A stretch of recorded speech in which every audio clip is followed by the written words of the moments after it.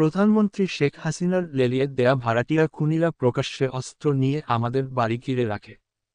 বাড়ির কেউ বাইরে এলে অথবা বাড়ির ভিতরে ঢুকে খুনির দল যে কোন সময়ে আমার পরিবারের সদস্যদের হত্যা করবে। ভয়ে এবং প্রাণ বাঁচানোর জন্য আমার বাড়ির লোকেরা কেউই বাড়ির বাইরে তো আসতই না, বরং বাড়ির মেইন গেট, কেচি গেট, গ্রিল গেট এবং দরজা জানালা সব সময় বন্ধ করে রাখত।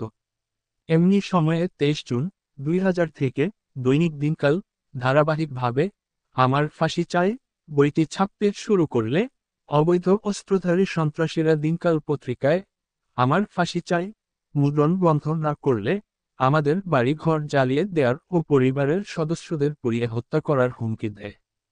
আমার মাতা এবং আমার স্ত্রী এই পরিস্থিতিতে টেলিফোনে দৈনিক দিনকাল কে আমার ফাঁসি চাই গ্রন্থটি আর মুদ্রণ না করার সবিশেষ অনুরোধ করে।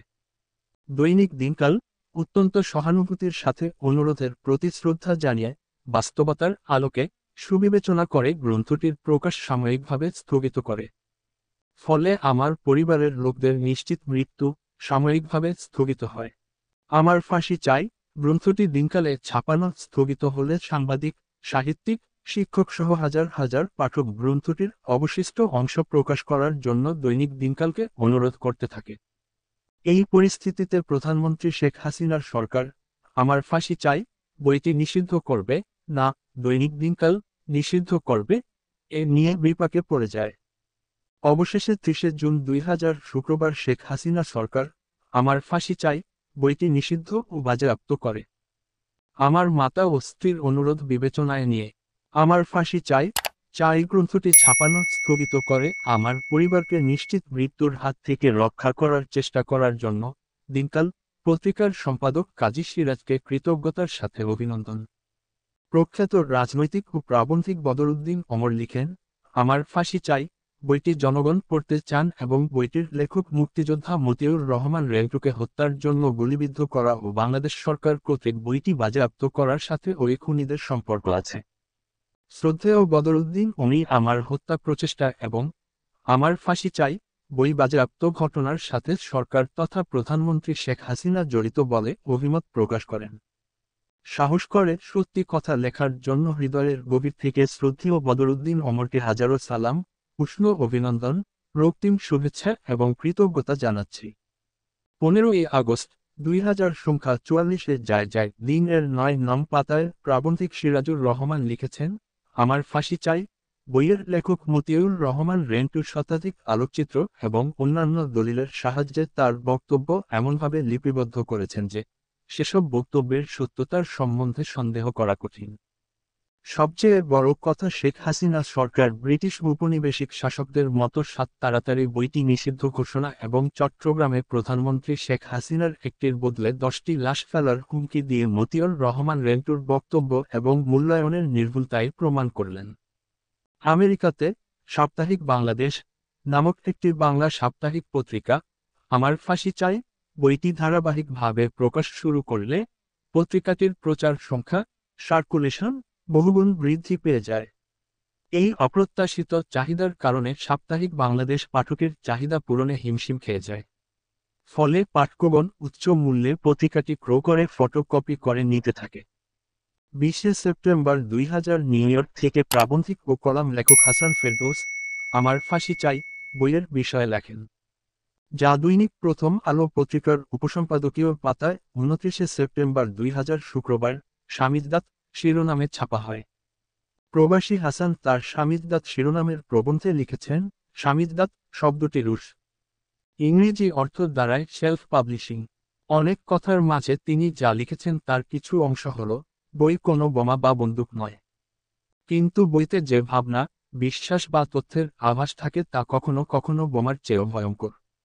ঢাকা থেকে সম্প্রতি আমি একটি স্বামীদাত বই পেয়েছি। নিউ ইয়র্কে আসা কোন ব্যক্তি ঢাকা থেকে বইটি হাতে করে নিয়ে এসেছিল। আরও 5 হাত ঘুরে বইটি আমার হাতে এসেছে। বইটির নাম আমার ফাঁসি চাই, লিখেছেন মতিউর রহমান রেন্টু। আমার হাতে এসেছে মুদ্রিত বইটি নয়, তার একটি ফটোকপি। লিগ্যাল সাইজ কাগজে বহু যত্ন করে 270 পাতার বইটি কপি করা হয়েছে। তারপর একরঙা কাগজে অত্যন্ত পেশাদারিভাবে বাছাই করা হয়েছে। বইটি সরকারিভাবে নিষিদ্ধ বলে শুনেছি। না, নিষিদ্ধ বই নিয়ে আলোচনা আমার উদ্দেশ্য নয়। তাছাড়া আলোচনার মতো তেমন কোন বইও নয় এটি। অশুদ্ধ ও দুর্বল বাংলায় একজন নবিশ লেখক বাংলাদেশের রাজনীতির অজ্ঞাত সব কাহিনী লিখেছেন। নিষিদ্ধতার বার্তাবরণ থাকায় স্বামীদাতের মিথিক্যাল মর্যাদা সে ইতিমধ্যে অর্জন করে নিয়েছে। কোন বইকে কখনো নিষিদ্ধ করা উচিত নয়, সরকারি বা বেসরকারি যেভাবেই হোক না কেন, কোন বইয়ের ভালমন্দ সরকারি আমলারা বিচার না করে যদি পাঠককুলের হাতে সেবার দেওয়া হয়, তাহলে সবার জন্যই মঙ্গল। ঢাকনা ফেলে কোনো কিছু ঢেকে রাখা এখন আর সম্ভব নয়। আর তেমন কোন চেষ্টার অর্থ দাঁড়ায় ঢাকনার ভিতরে লুকানো যা কিছু, তার প্রতি আগ্রহ চাঙ্গা করা। তার চেয়ে বড় কথা যা ঢাকা হলো তা যে ক্রেডিবল, সে কথা প্রকারান্তরে জানিয়ে দেওয়া। রাজনীতি যারা করেন, এই সহজ রাজনৈতিক সত্যটি তাদের বোঝা উচিত। হাসান ফেরদৌস তার প্রবন্ধের ৩য় অধ্যায়ে লিখেছেন, প্রথমেই বলেছি বইটি নিয়ে আলোচনা করব না। কিন্তু তাতে অন্তর্ভুক্ত একটি ঘটনা উল্লেখ করার লোভ সামলাতে পারছি না। এই কথা বলে হাসান ফেরদৌস আমার ফাঁসি চাই বইয়ের একটি ঘটনা উল্লেখ করে লিখলেন।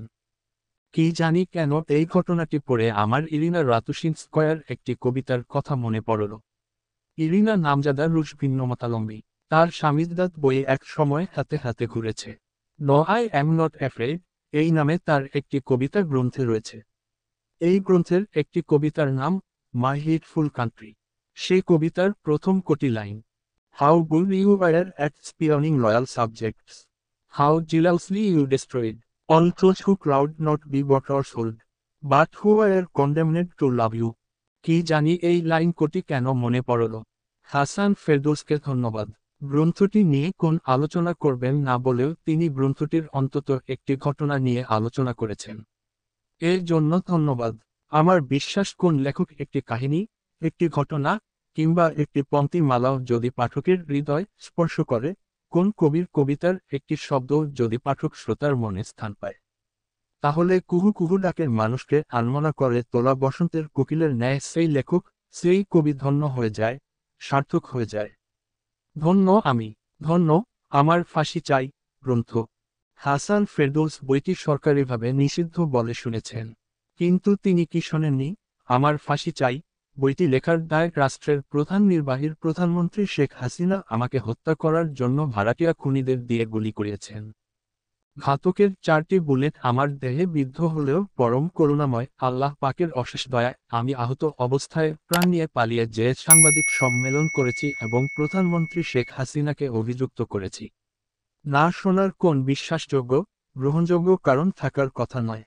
বই নিষিদ্ধ করলে বইয়ের ক্রেডিবল প্রকাশ পায়, আর বইয়ের লেখককে হত্যা করলে বা হত্যার চেষ্টা করলে বইয়ের সততা প্রকাশ পায় তা জেনে শুনে বুঝেই কি হাসান ফেরদৌস তার লেখায় হত্যা চেষ্টার বিষয়ে শব্দটি করেননি। জয় হোক, সত্যের জয় হোক। মহামান্য রাষ্ট্রপতি বিচারপতি শাহাবুদ্দিন আহমদ, দেশের মহামান্য রাষ্ট্রপতি, তিনিও আজ আমার কাছে মিথ্যা পরিহাস ছাড়া আর কিছুই নয়, মিথ্যা মরীচিকা ছাড়া অন্য কিছু নয়। গত 22 জুন 2000 দৈনিক দিনকাল পত্রিকায় টেলিফোন সাক্ষাৎকারের এবং ব্যক্তিগত চিঠির মাধ্যমে মহামান্য রাষ্ট্রপতি বিচারপতি শাহাবুদ্দিন আহমদের কাছে আমার ও আমার পরিবারের জীবনের নিরাপত্তা আবেদন করি। জীবন বিপন্ন অবস্থায় রাষ্ট্রের নাগরিক রাষ্ট্রের প্রধান মহামান্য রাষ্ট্রপতির কাছে জীবনের নিরাপত্তা চাইবে, নিরাপত্তা আবেদন করবে। এটা কি অন্যায় অযৌক্তিক? গত 22 জুন 2000 রাষ্ট্রপতির বরাবরে এক চিঠিতে আমি লিখি, মহামান্য রাষ্ট্রপতি বিচারপতির শাহাবুদ্দিন আহমদ, আজ আমার ও আমার পরিবারের জীবন বিপন্ন। আমাদের জীবন বাঁচানোর জন্য আপনার কাছে বিনীত আবেদন করছি। মহামান্য রাষ্ট্রপতি, আপনি যদি আমাদের আবেদন সাড়া না দেন, তাহলে এই দুনিয়াতে আর কার কাছে আমাদের জীবন রক্ষার আবেদন করব? শুধু একটি বই লেখার কারণে যে দেশের প্রধান নির্বাহীর প্রধানমন্ত্রী আমাদের হত্যা করছে, একজন বিচারপতি সেই দেশেরই রাষ্ট্রপতি, এটা সঙ্গতিপূর্ণ নয়। আপনার কাছে আকুল মিনতি মহামান্য রাষ্ট্রপতি হিসেবে দয়া করে আমাদের জীবন বাঁচানোর জন্য একটু সক্রিয় হন। আপনি যদি দয়া করে আমাদের জীবন রক্ষার জন্য সক্রিয় না হন, তাহলে আমাদেরকে নিমিষে হত্যা করা হবে এবং রোজ কিয়ামতের দিন মহান আল্লাহ রাব্বুল আলামিনের দরবারে আমি আপনার বিরুদ্ধে ফরিয়াদ করব। মহামান্য রাষ্ট্রপতি, আদালতের বিচারে সাজাপ্রাপ্ত, মৃত্যুদণ্ডপ্রাপ্ত অপরাধীও আপনার কাছে দণ্ড মুকুব চাইতে পারে, প্রাণ ভিক্ষা চাইতে পারে এবং আপনি মহামান্য রাষ্ট্রপতি হিসেবে অপরাধীর সকল শাস্তি ক্ষমা করতে পারেন। আর আমাকে আমার পরিবারকে বিনা বিচারে হত্যা করা হবে, এটা আপনি মহামান্য রাষ্ট্রপতি এবং একজন বিচারপতি হিসাবে চোখ বন্ধ করে মুখ বুজে মেনে নেবেন, এটা কিছুতেই হতে পারে না।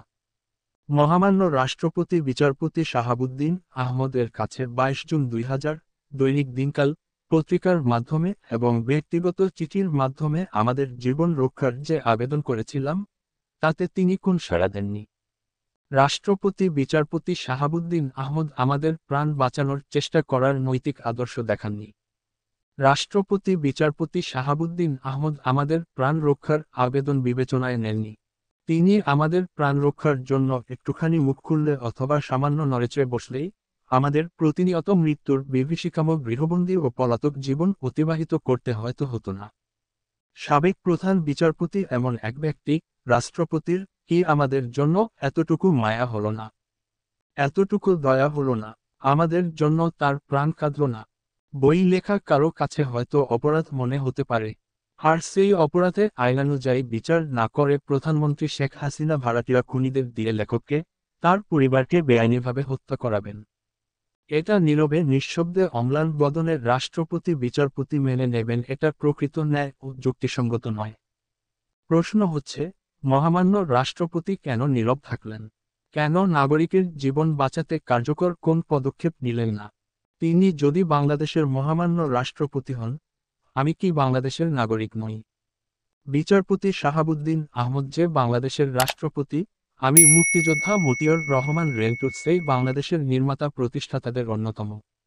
মৃত্যুর সাথে পাঞ্জা লড়ে, জীবন বাজি রেখে যুদ্ধ করে আমরা এই বাংলাদেশ নির্মাণ করেছি, প্রতিষ্ঠা করেছি। আমার জীবন বাজি রেখে স্বাধীন করা বাংলাদেশের রাষ্ট্রপতি হয়ে বিচারপতি শাহাবুদ্দিন আহমদ আমার জীবন রক্ষার আবেদনে সাড়া দিলেন না। কিন্তু কেন দিলেন না? রাষ্ট্রপতি বিচারপতি শাহাবুদ্দিন কি ভীতির মুখে পড়েছিলেন? ভয় পেয়েছিলেন আমার জীবন বাঁচানোর আবেদনে সাড়া দিলে প্রধানমন্ত্রী শেখ হাসিনার বিরাগভাজন হবেন, এই আশঙ্কায় কি তিনি নীরব রইলেন? আর যাই হোক, প্রধানমন্ত্রী শেখ হাসিনার তো রাষ্ট্রপতিকে রাষ্ট্রপতির পদ থেকে সরিয়ে দেওয়ার সামর্থ্য ছিল না। রাষ্ট্রপতিকে ইমপিচ সরিয়ে দেওয়ার মতো পার্লামেন্টে শেখ হাসিনার 2/3 সংখ্যাগরিষ্ঠতা ছিল না।